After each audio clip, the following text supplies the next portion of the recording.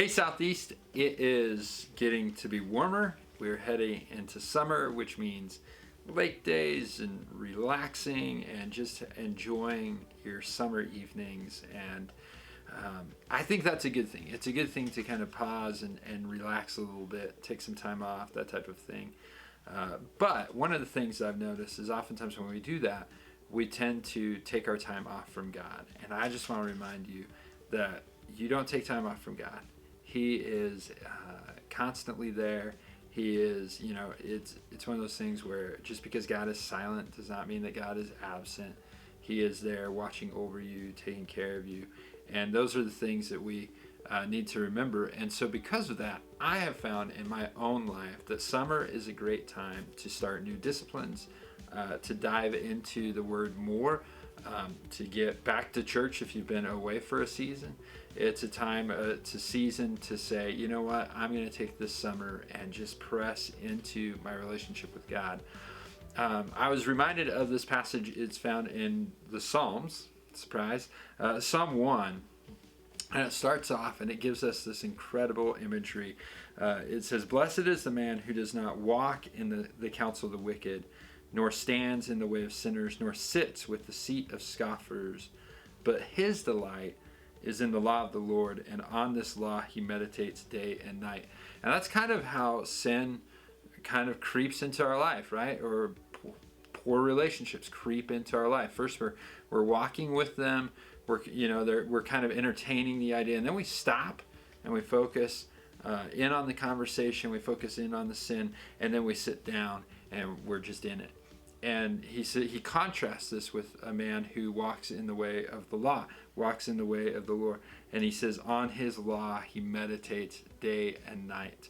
And then he gives this description, and it's a description of a tree, verses 3 and 4. He says, he is like a tree planted by streams of water that yields fruit in season, and its leaf does not wither, and all he does, he prospers.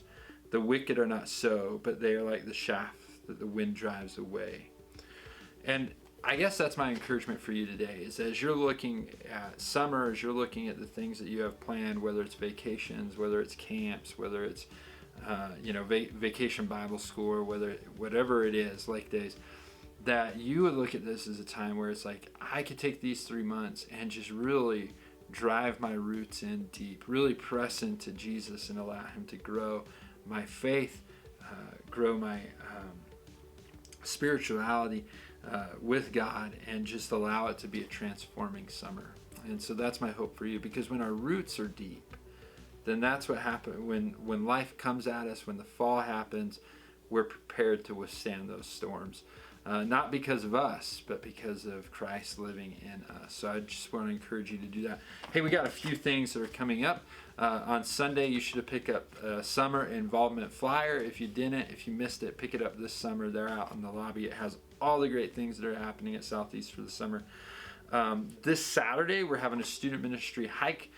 Be sure to let me know if your kid wants to go, or if you're a student, be sure to let me know if you want to go, because, and that's for 6th through 12th grade, but we're going to meet at the church at 5, and then we're going to go off and hike. So I need to know if you're going to come, because we need to make sure we have enough transportation. Also, summer camp is coming up. Be sure to register. Again, that's for kids going into 6th grade in the fall through 12th grade. Love to have your student there. If you're a student, love to have you there. We know that it can be a little expensive, and so because of that, we have a couple fundraisers planned to offset the cost of that. The first one coming up is a taco bar on June 4th. So let us know if you want to participate with that, and if you are a member of the congregation, or you just like tacos, come and support us June 4th following the worship service for a taco bar.